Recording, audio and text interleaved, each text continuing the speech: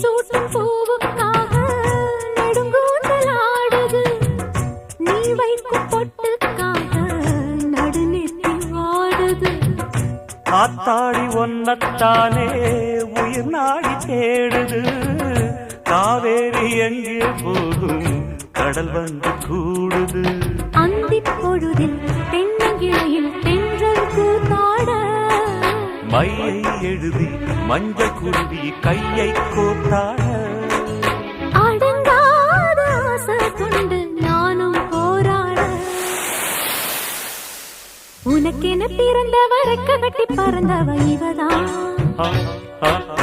என விட உனக்கு இங்கு மனசுக்கு பிடிச்சவ எவதான்.